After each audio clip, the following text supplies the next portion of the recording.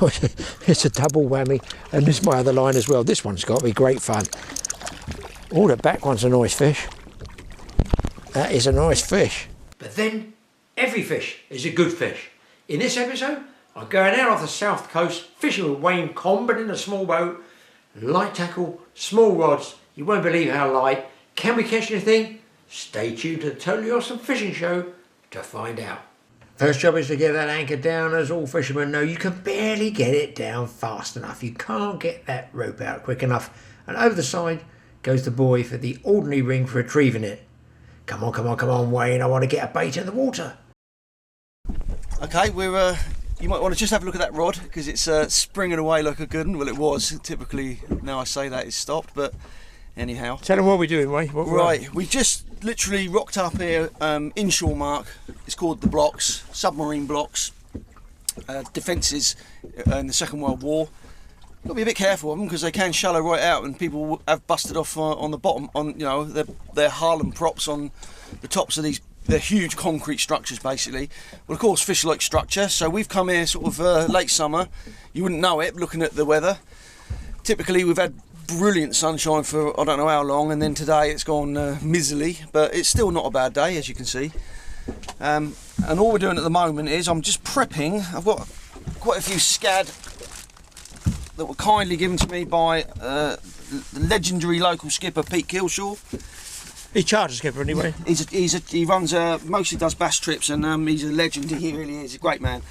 And he's given me these scad, which were surplus to his requirements. So we're just going to chop a few up, and get them with a little bit of bran, get them in a bag, and have the bag over the side. Because what I'm really hoping for is a triggerfish. Now, I've never had one. I know they're about. They're not around for long. Look at that, Graeme. A rubber bite. Oh, Every time I put the camera on it, it stopped. That went right over then.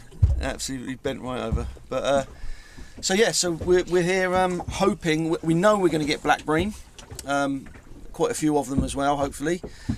So yeah, so who else? Bit of chum, but just a bit of a chum with it. Yeah, you say mix this with a bran. We said bran before. It's just for wheat chaff, if you like. That's all that is, and it soaks up the oil.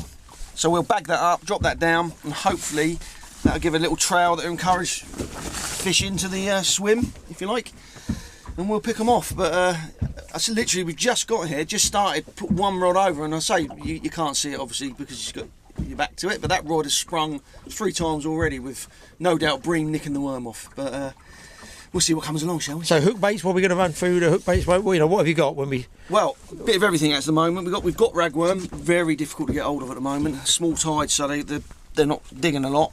But we've got just a bit of normal calamari squid. So strips of that should be good, shouldn't it? Small hooks. It works. Once if we can get them feeding, if we can get like the shoal fish, obviously, if we can get a shoal here feeding, they'll take everything you're looking at here. I did have a few more of those, but I used them yesterday. They were going crackers for that. Just a segment of it, or what? Yeah, you won't put a whole prawn on like that for bream. Yeah. They just tear it off and it'd be a waste. So I'll just cut that into very small pieces, and just that's it. Well, we'll show them later on. See how, exactly. How you do it. We've got plenty of these little eels, again supplied by the Pete Kilshaw. So we cut them in segments, and we've got some ragworm, which, as I say, it's hard to come by, but that's some that my friend donated to me yesterday. I've got some fresher stuff than that, which we'll be using in a minute. But that'll listen. And it's small tides, that's why they've had trouble digging on it, Wayne? Yeah, the water doesn't go out fast, so they can't get right out to where the beds haven't been sort of ravaged too much. So yeah, it's just a bit difficult. That worm's a little bit tired. I say the guy was using it yesterday in the sun, but that'll catch, and we'll use that first, and then I've got some better stuff to use later. We'll get this smashed up, get it in a bag, and that hopefully will help things along.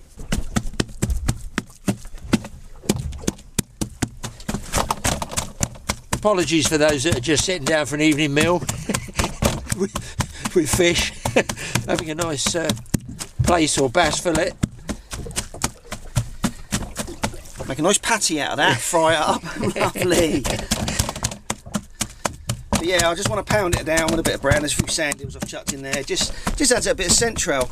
I've often heard people say, oh, it brings in the rubbish fish, and well, yeah, it does, but it brings in the good ones as well. So you just got to fish sometimes through the stuff you're not after, the dogs and the, maybe pout and bits and pieces. because who knows what else might come along.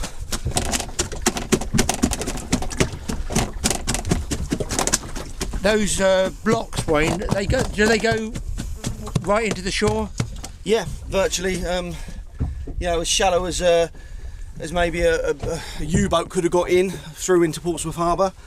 You've got to imagine that we had ships in there that they'd love to have scuppered. So, which was the bigger naval one, Portsmouth or Southampton? Which would have? I want Portsmouth. Portsmouth is the one, is it? 100%. Well, yeah, I offend people saying that.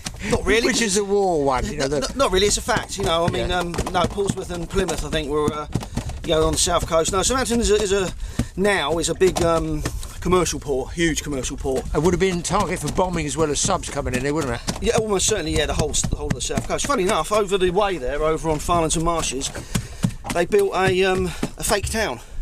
Oh really? So basically, so the bombers. The hope was the bombers would drop the bombs onto the fake town with with lights on it, and whereas Portsmouth had the blackout and they missed it. Which yeah, they did. I think they did a very similar one at Plymouth, but all good stuff. People just can't imagine nowadays what it must have been like back then. It must be absolutely terrifying, I should say. But there you go. That's about as well as I want to mash that up.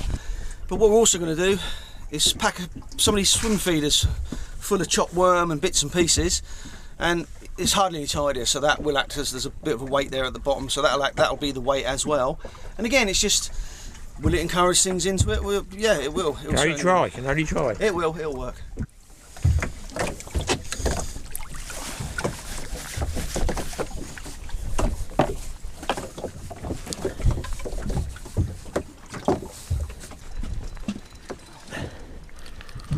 I've got a nibble on this, it's a nibble on the other one. This one is a double shot of small black bream. We've already had one bream on there, so they must be finding the Wayne's chum there.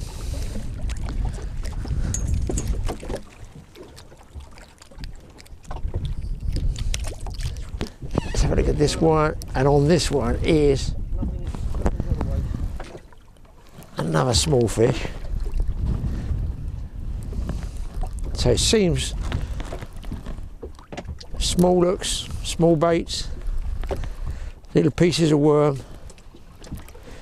This one's picked up. Here he comes.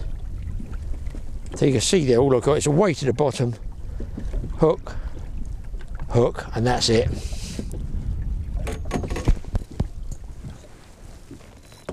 Hopefully not spiked. Straight away then. Couldn't have hit the bottom more than. Oh yeah, he's on it, yeah. You can stamp a fish in that, you know. Even at that size, they're quite well. They really do. They give a good account of themselves. Got one on. Do you lose gear in the blocks, Wayne? You know, sometimes if you overcast or anything. Not a lot. There's a lot of weed down there, like the growing weed, obviously because of the structure. At this time of year as well, unfortunately we've got a lot of broken off weed that's coming through with the tide. You can't do anything about that. What you've got to do is just fish through it. You know, you've got no choice really but to fish through. It is what it is, you know. But there we go. Plenty of these little boys around, and they're really nicely tangled around the other rig there, but nice little fat fish. They get to a couple of pound at this time of year. So good size, yeah, good. Yeah, I mean this is obviously a lot smaller. I'll quickly get him off. And eating size, if people want to know, so I don't know what the measurement is, but do you know what? I don't, because I don't actually eat them. But it's not that big actually. No, it's surprising. It won't be that big, unfortunately. Is that because they're not targeted too much commercially, you reckon? Well, luckily here on the south coast we've got a really good head of those small bream. The bigger ones, early season the netters get down to where they breed, unfortunately, and cane them. Oh, yeah. They get absolutely. You know, when we hear stories of the sizes of the bream they get in the nets, it's heartbreaking really, because you want to catch them on one line. Yeah, they're talking five pounds, big fish, and bigger. And they always seem to be early season. I think they come in and scope the ground they nest on. So, you know, often, funny enough, they don't feed. You won't get them on rod and line, but they do get caught in the nets clearly, which is an enormous shame. But The smaller ones, they stay right through. I mean, funny enough, the last couple of years they've stayed all year round. You can get them in the harbour in December.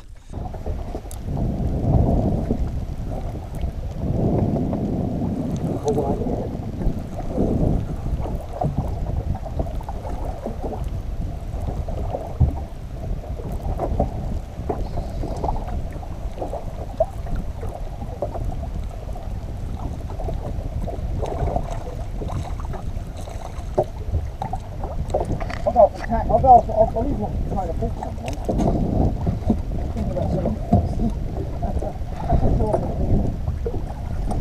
Exactly as your point, Wayne. Listen, I can only tell you what I'm fishing with. It's very, very small hooks. It's freshwater hooks a lot of the time. Half a worm I use, not a whole worm. Because all you do if you fish a great big worm on the end, they just nip the tail off, and with a small hook you miss it. I'm using freshwater, I think they're camasands, about a size 4. A 2 would be better, so they're freshwater hooks. That's all I use, and this will take a multitude of small fish, no question of that. And just throw it out, down tide, let it sink to the bottom, let the line spill off the spool.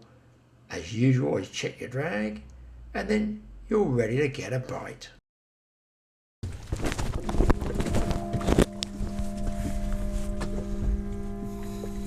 You guys won't see him with his camera, but he's over there. Yeah, we're definitely not coming through the blocks, luckily. Yeah. The draft he's pulling, he'll leave half of his hull on the blocks if he try coming through here. Although some of these big ships have a sandbank up there, they've been caught out on the sandbanks. Yeah? Yeah, it's, one was listing right over the other year. And you think it's unforgivable. I'm sorry, but it is, you know. These skippers should know this area. And with the navigational aids they got at their disposal. Well, if they're not sure, then they can get a pilot boat out and whatever. But they really shouldn't be getting stuck up on sandbanks. It's but it happens. It does happen. So people want to know where to buy these rods. You can't. It's the top half of a carp rod stuck into the bottom half of another rod via the spigot just happened to match up. Glued, and then I'll put some rings, different rings on it, because carp rings are great big things. Well, this one's going quite well. And I used to use this one for bone fishing. I've got 2 or 3 I made up like this. All I did was go to the local tackle shop and ask him if he's got any top sections and butt sections that are broken that they don't want for spares. Here he comes, Mr. Black Bream.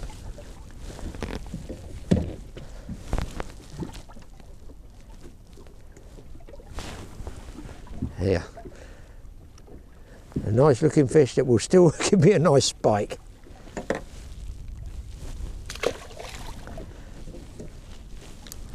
And people sometimes ask why we put all the fish back when they're good eating fish, but we have size limits now. If we took everything, there would be nothing left, would there? And there'd be no point in fishing.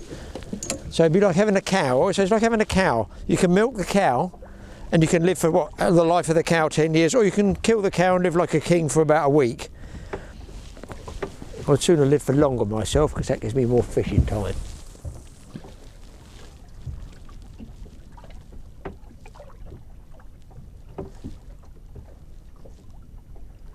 Down.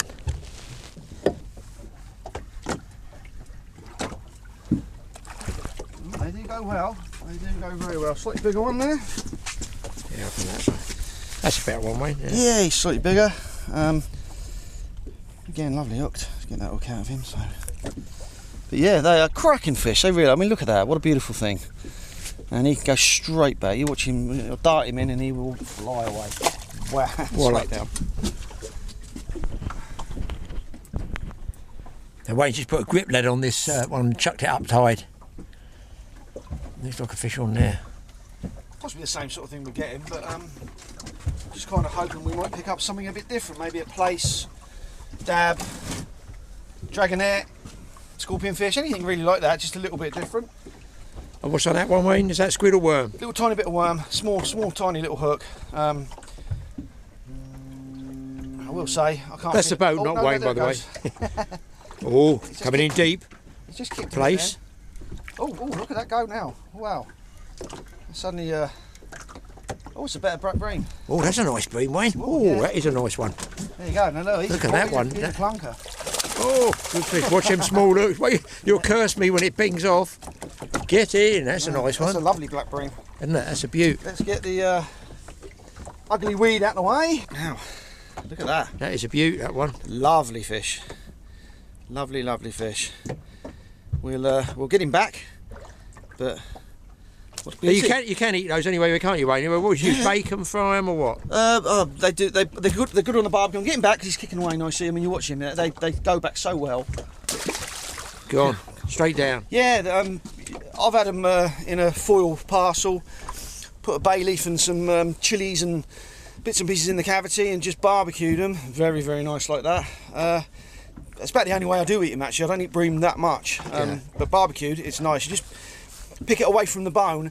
See, I'm a bit of a lazy eater with fish. I like to fillet it and just put big chunks of fish in my mouth. You don't like bones, do you? You always said that, yeah. Who likes bones? But I'm very careful to fillet fish. But the bream are nice on the bone. They seem moister and you know, just more flavour. So it's a bit like mackerel. We put mackerel on a barbecue, fresh mackerel on a barbecue. It's a beautiful thing.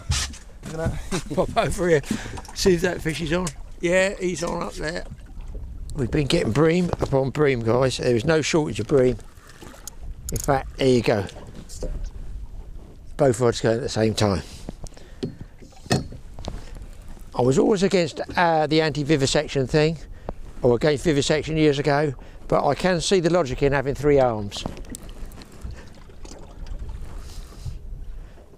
This one's a double of bream. Look at it, it's ridiculous.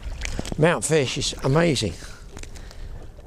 And he's still on that one, look. A little bit of weed. Weed's not too bad though, is it, Wayne? The weed is a little bit annoying, but it's perfectly fishable. You can get through it, and sometimes you can't fish through it. It's just, you know, it's impossible because it's so heavily loaded. It masturbates immediately. But today ain't one of them days, fortunately. It's about, but not enough to stop us doing stuff.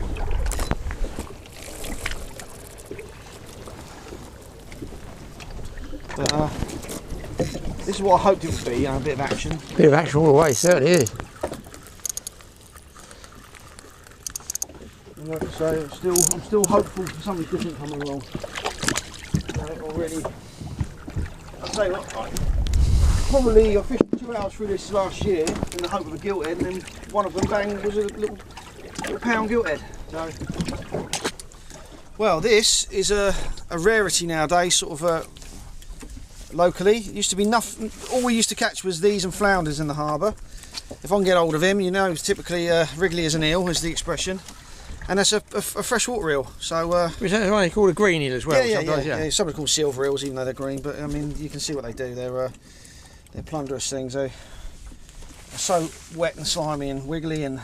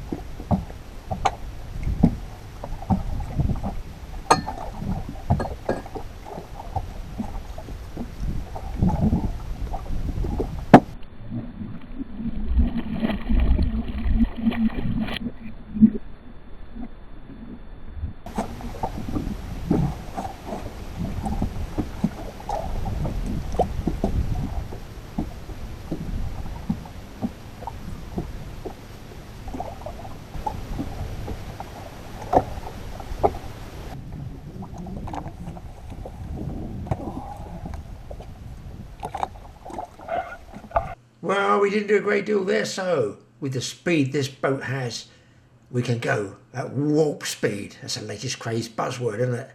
Warp speed. We're doing warp speed to the next fishing mark. Just taking a run out to what was, what they call them, we could just know it as the faults. They're in the Eastern Wide Approaches in the Solent, built for the Second World War. I think, maybe it might be the First World War, somebody put me right. But they were, I guess, huge, great big gun emplacements, as you can see there. And I believe one actually has been converted to some form of a hotel now.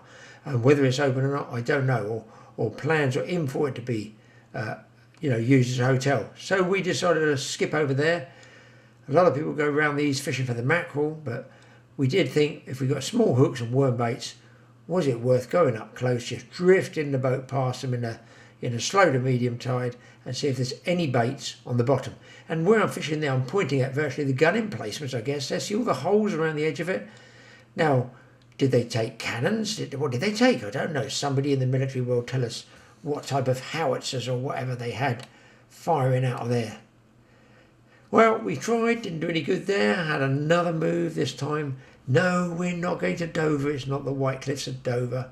I think they're called Culver Cliff. Or Culver Cliffs with an S. Makes it sound like I'm talking about sausages. Anyway, we thought we'd give it a go in there. A bit of broken, reefy sort of ground there. I fished up there a few times. I had to go on my own for thresher shark towards Dunno's Head on the point in the distance there, way in the distance. But it's one of those spots, because the fishing can be good in the East and White, we don't really go there a lot too much. But there must be some good marks there. Anyway, guys, we thought we'd have a run there. And the beauty of having a fast boat is you can change marks quickly. So if you blank on one, you might as well move quickly and see if you can avoid blanking on the next one.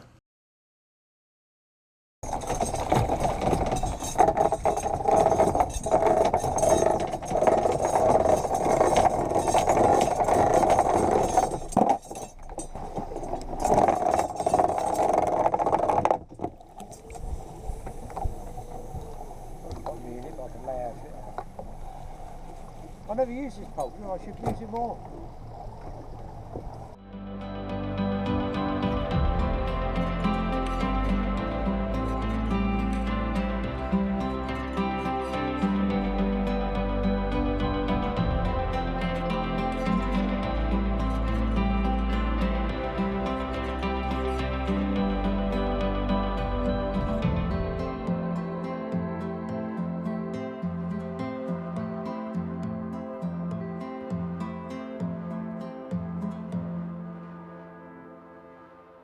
We're down tucked in the bay.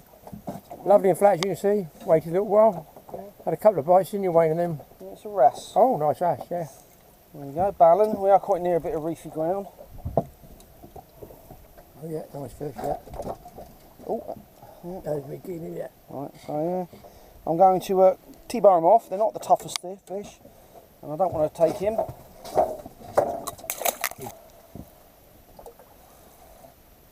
Well, I put some beads out, thinking it might be it won't be many places over rocky ground. It got another fish, and it is a nice wrasse. I wonder if he really was attracted to all those beads. What do you people think? Answers on a postcard. In the comments page. He's obviously, going to get my camera wet, he's obviously not put off by those coloured beads, is he? There we go. Bye. Straight down.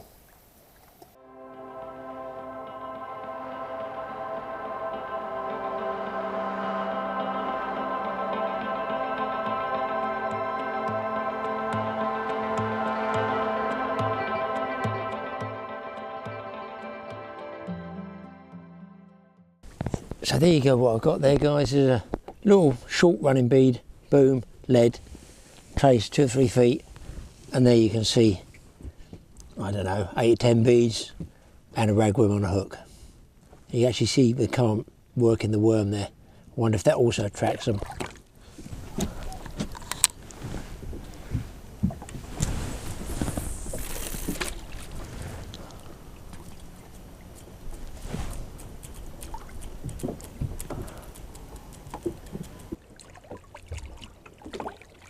And that's mostly a scad, Wayne? Yeah, you see it's all breaking up and all the particles coming out, all the fish bits. The bran's been mostly washed out, but it's just all the little bits of scad. It all adds to the mix, doesn't it? And why not? I've never really. I've always liked doing it. I know you're exactly the same. Yeah, I love it. See all that going like that. Yeah. That's a shark there. Ooh. No, but yeah, it's got to add to the centro and bring things in. Very small, whatever it is.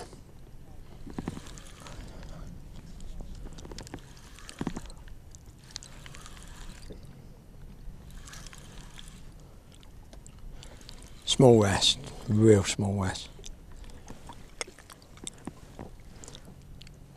Actually hooked in the ear. It is quite pretty colours in it.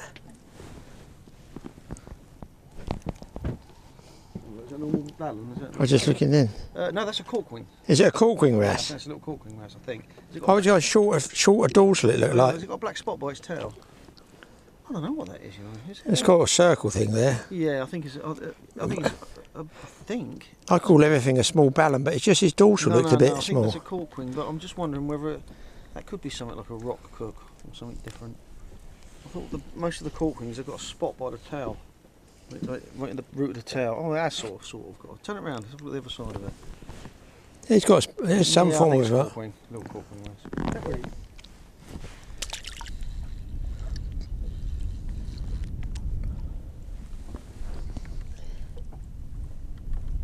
Now I think you're right, Wayne.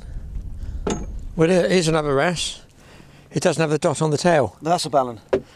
That's definitely a ballon. Yeah, totally different. Look at the. Oh yeah, look. The dorsal on the other one stopped here, and there was a gap. I think the dorsal on that last one, the small. What do we say? Was corkwing? This one's got different. It's different altogether. It is different. That's definitely a ballon. I call everything ballon, totally. So that was different. That other one, you got it right. Yeah, I think I thought it was. Use beads and that. I'm not saying I'm fishing, obviously put it on for place, but they're obviously not bothered by it. I wonder if they're even attracted to it, you know. Oh, there's lots of fish. You know the beads? I've had bloody bass on like a place rig and had all the rays on them, you know, with like beads and spoons. Well, you have as well. You put them bloody plastic teaspoons on it. Yeah, I like those plastic teaspoons. I do like them, I must admit. Here he comes. He's just left it there. He's not. He's trying to pull it out still. Oh, is he pulling it out? Look, have a look. It's under tension, right?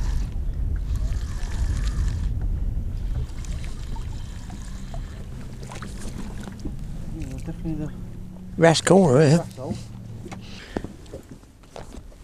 So we come back inshore again, guys. Just a last finish off. I'm going to chuck the feeder out. The chum has gone, but the fish have been shredding this whole squid bait. I might as well get rid of this ground bait as well. As I say, it's got some trout pellets in. It's all going to a good course. There.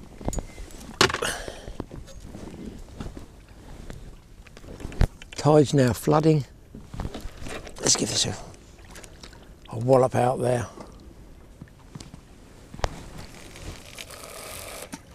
Well, we're just talking away here and Wayne's had a whacker of a bite. As you can see, it's very, very quiet, very still, very ominously thundery.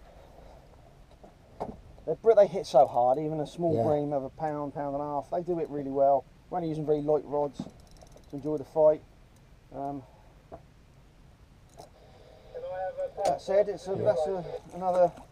Yeah, another good really, fat really one, nice yeah. Bream, bred and quick. I've been spiked, like you see, I've been spiked so many times today, it's not funny.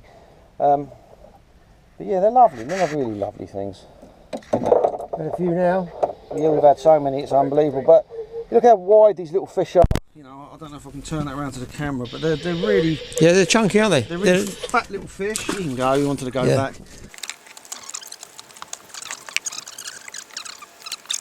Well, of course, we've had a really good go and we wound up pretty good. Yeah, it's been a very enjoyable day. Slow in the last hour here, but then we were just talking about it, saying each tide's different, each day's different, and it looks different now with the old rain coming in over there. So time for home, I feel. Absolutely. I don't want to get soaked through to the skin. We've managed to avoid it for the best part of the day, and look how lovely it is now.